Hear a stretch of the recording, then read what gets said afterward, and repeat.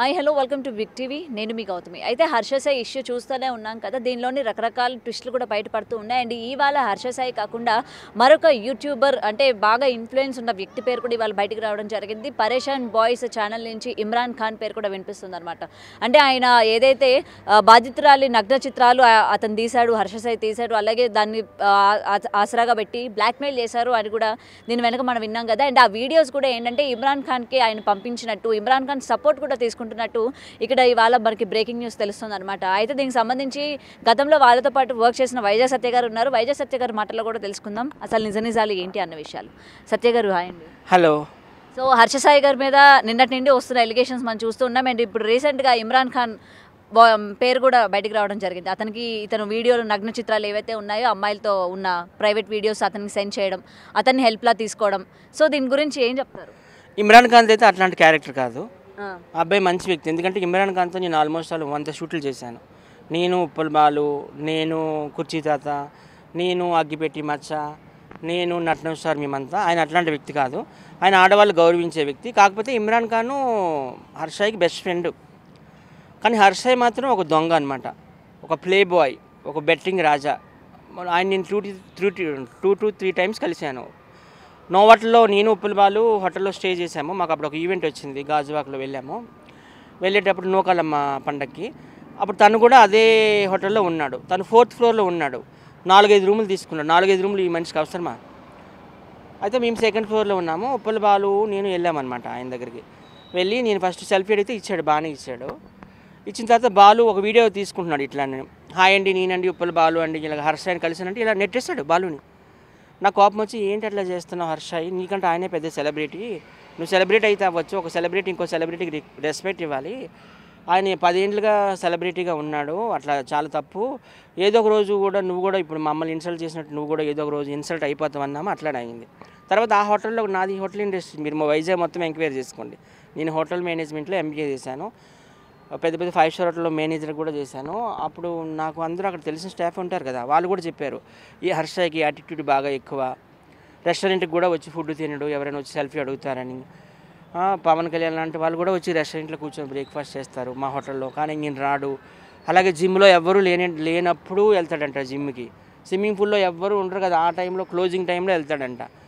అమ్మాయిలు వేసుకుని వస్తాడు, అమ్మాయిల పిచ్చి ఎక్కువ, ప్లే బాయ్, చాలా యాటిట్యూడ్ ఎక్కువ. మాకే ఎవడు ఇక్కడ వర్క్ చేసిన వాళ్ళకే సెల్ఫీస్ అని వాళ్ళు అన్నారన్నమాట. సో ఇంతకుముందు కూడా నేను బెట్టింగ్స్ కోసం మాట్లాడాను కదా, ఆయన బెట్టింగ్ రాజా అని. ఆయన జాఫర్ గారికి ఇచ్చిన ఇంటర్వ్యూలో ఏమన్నాడు, జాఫర్ గారు I'm looking like betting promoter అని అన్నాడు. నువ్వు కూడా చూసే ఉంటావు, జర్నలిస్ట్ కాబట్టి నువ్వు కూడా. నెక్స్ట్ మళ్ళీ మంజుష, వైజాగ్ అమ్మాయి, ఆమె నా ఫ్రెండ్ వెళ్ళి సోమన్ టీవీలో వర్క్ చేస్తుంది. ఆ అమ్మాయికి ఇచ్చిన ఇంటర్వ్యూ ఏమన్నాడు, ఎస్ ఐఎమ్ ప్రమోటింగ్ అన్నాడు, బెట్టింగ్ యాప్స్ని ప్రమోట్ చేస్తాను అన్నాడు. అంటే మాట మార్చేశాడు కదా. నేను చేయకపోతే వేరే వాళ్ళు చేస్తారు, బెట్టింగ్ యాప్స్కి ప్రమోట్ వేరే వాళ్ళు చేస్తారు, నేనైతే మంచిగా చేస్తున్నాను. మంచిగా చేసేది ఏముంటుంది బెట్టింగ్ ప్రమోషన్లో? ప్యాకెట్ ఉంది, ప్యాకెట్ లేదని మంచిది ఉంటుందా? నేను మంచిగా ప్యాకెట్ ఆడుతున్నాను. లేకపోతే ఒక వ్యభిచార కంపెనీ ఉంటాయి బ్రోతల్ హౌస్లో, నేను మంచిగా వ్యభిచారం చేస్తున్నానంటే ఏంటి అందులో మంచి ఉంటుంది ఏంటి? అందులో ఉండేదంతా చెడే. అలాగే బెట్టింగ్లో ఉండేది కూడా చెడే. ఏం చేస్తాడంటే ఈయన ఒక బిస్కెట్ వేస్తాడు, ఏదైనా ఒక స్లమ్కి వెళ్ళి ఒక 10 రూపాయలు బిస్కెట్ ప్యాకెట్ ఇస్తాడు అక్కడ ఉన్న వాళ్ళకి. ఫ్రీగా ఇచ్చాడు అనుకుంటారు వాళ్ళు, కానీ వాళ్ళ పిల్లల జీవితాలతో ఈడు ఆడుకుంటున్నాడు. అసలు అందులో ఎంతమందికి యూత్ ఉన్నారు కుర్రాలు, వాళ్ళందరినీ పాడు చేస్తున్నాడు. వాళ్ళందరూ ఏమనుకుంటారు, హర్ష ఈ బెట్టింగ్ యాప్కి బ్రాండ్ అంబాసిడర్ కదా, ఆయన ప్రమోట్ చేస్తున్నాడు కదా, మనం ఒక 5,000 అందులో బెట్టింగ్ చేసామంటే ఒక 5 లక్షలు వస్తాయని ఆశపడుతున్నారు. బెట్టింగ్ వేస్తున్నారు, గెలుస్తున్నారు, కానీ ₹1 రావడం లేదు వాళ్ళ అకౌంట్లోకి. కానీ ఆ డబ్బు ఎవరి జోబులోకి వెళ్తుంది? ఆ 50 లక్షలు, ఓ 25 లక్షలు ఈ బ్రాండ్ అంబాసిడర్ ఉన్నాడు కదా బెట్టింగ్ యాప్కి, హర్షాయి పాకెట్లోకి వెళ్తుంది. ఒక అరసగమేమో యాప్ ఓనర్ ఉంటాడు కదా వాడి దగ్గరికి వెళ్తుంది.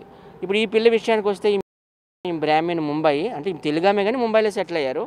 ఆమె మనకు తెలుసు, ఆల్రెడీ నేను కూడా ఈవెంట్కి వెళ్ళాను, మెగా అని ఒక ఈవెంట్ పెట్టాడు కదా, అప్పుడు కూడా ఎవరికి ఏం సెల్ఫీలు ఇవ్వలేదు. సడన్గా సీక్రెట్గా దిగి సీక్రెట్గా వెళ్ళిపోయినాడు. అభిమానులు ఎంత ఆ మాత్రం ఒక సెల్ఫీ అని ఇవ్వాలి కదా. అప్పుడు ఆ అమ్మాయి ప్రొడ్యూసరు, ఆ బ్యానర్లో కూడా పోస్టర్లో కూడా వచ్చింది ప్రొడ్యూసర్ అందరి మిత్ర అని. ఆ అమ్మాయి మంచి వ్యక్తే. అమ్మాయి 30+ ఉంటాయి.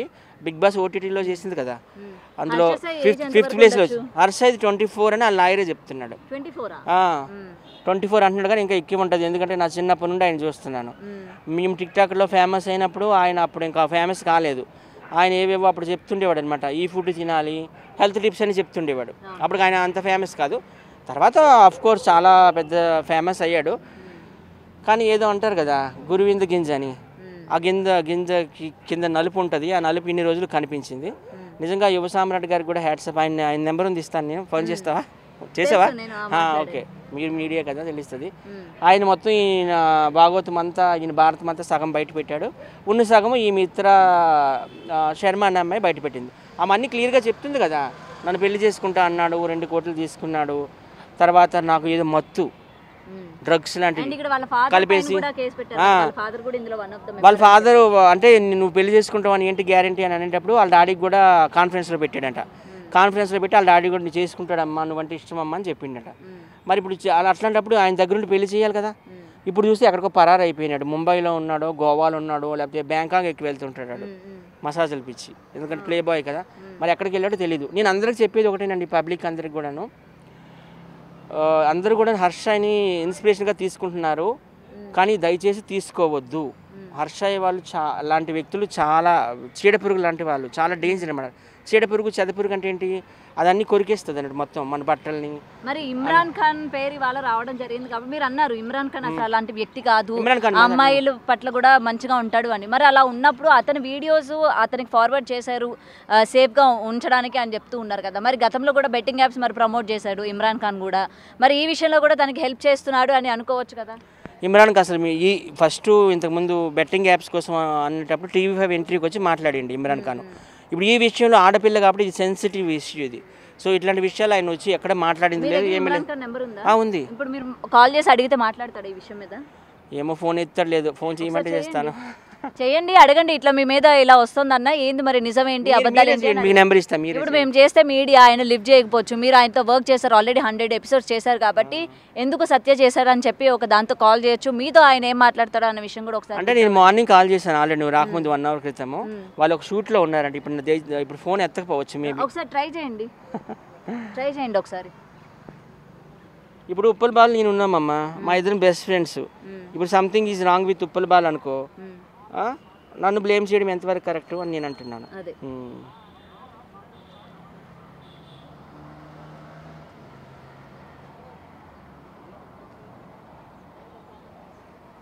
మీడియా అని చెప్పకండి, మీరు నార్మల్గా అడగండి.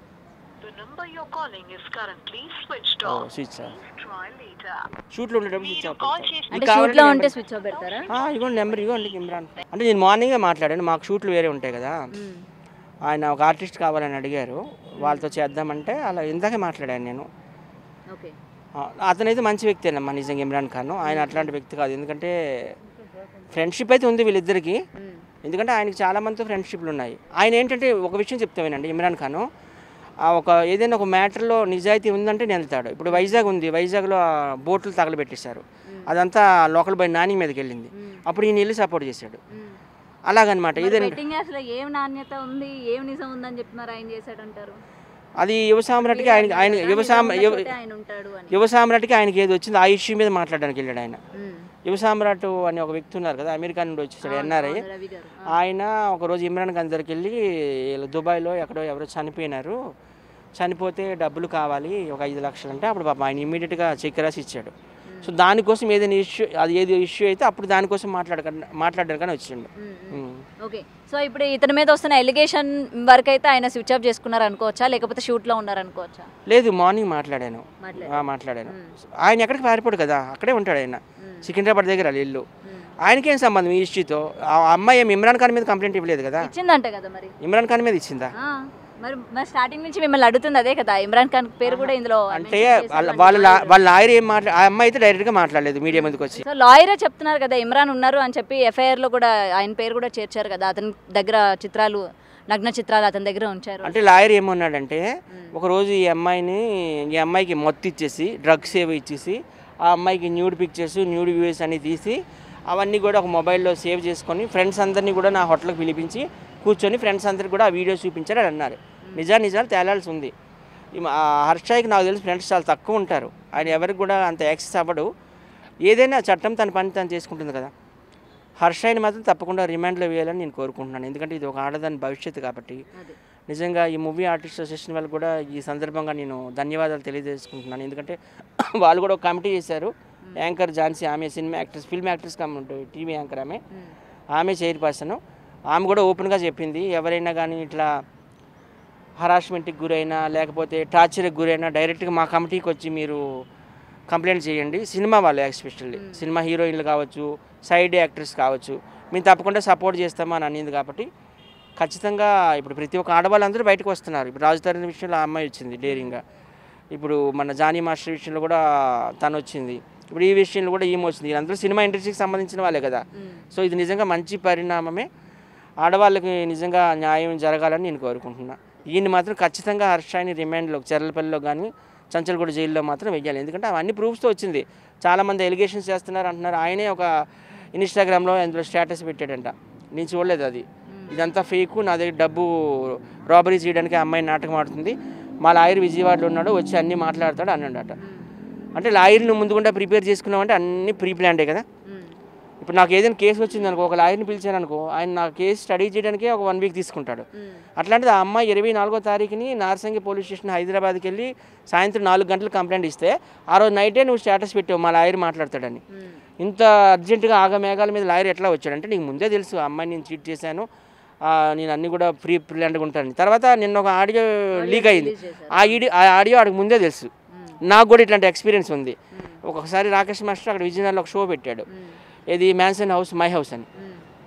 ఆ షో కొంతమంది వెళ్ళలేదు. వైజాగ్ సత్యం ఉంటేనే బాగా మేనేజ్మెంట్ జరుగుతుంది, ఫుడ్ అవని, బెడ్ అవని, పేమెంట్లు అవని అవుతుంది. ఎందుకంటే ఆయన పేమెంట్లు కూడా ఇవ్వలేదు ఆ షోకి చాలామందికి అని చాలామంది వెళ్ళలేదు, లైక్ ఉప్పల్ బాలు వీళ్ళందరూ.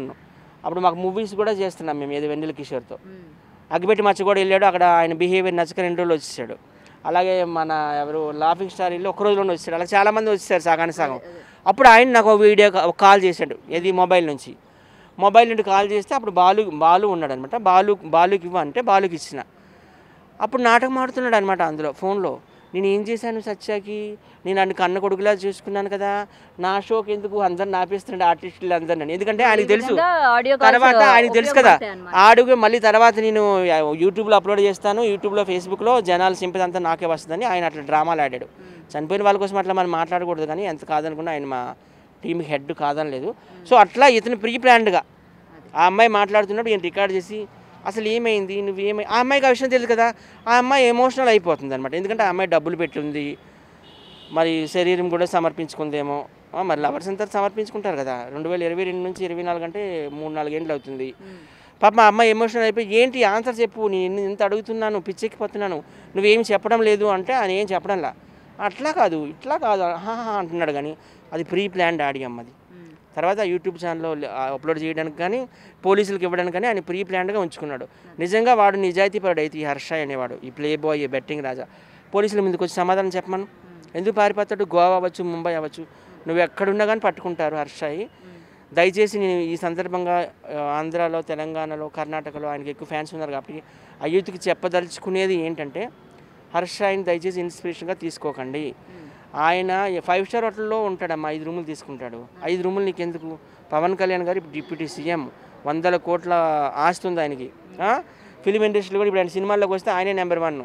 అట్లాంటి వ్యక్తి మొన్న వెళ్ళి కనకదుర్గమ్మ గుడిలో మెట్లు అడిగాడు బెజవాడలో, ఒక మామిడి చెట్టు కింద కూర్చొని పెరుగన్నం తింటాడు. ఆయన అంత సింపుల్గా అంత దీనిగా ఉండేటప్పుడు ఈయనకి అంత బిల్డప్ ఎందుకు?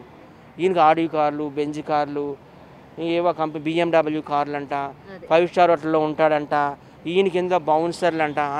అంత డబ్బు నీకు ఎక్కడిది? నువ్వు మా తర్వాత వచ్చావు, మాకు తెలీదా యూట్యూబ్లో ఎంత ఇన్కమ్ వస్తుందని? మాకు యూట్యూబ్ ఛానల్ లేవా? బషీర్ మాస్టర్ లేదా? ఉప్పల్ బాలకు లేదా? నాకు లేదా? గుంటి నాగరాజుకి లేదా? మా తర్వాత కదా నువ్వు వచ్చావు. సో ఇలాంటి వాళ్ళని మీరు ఇన్స్పిరేషన్గా తీసుకొని మీరు సోషల్ మీడియాలో కానీ ఇండస్ట్రీలో కానీ రాకండి దయచేసి. ఆయన నడిచేదంతా దొంగ త్రోవ, అడ్డ త్రోవ. ఖచ్చితంగా ఆయనకి శిక్ష పడాలని కోరుకుంటున్నాను. Thank you sir. For more videos like this, subscribe Big TV channel.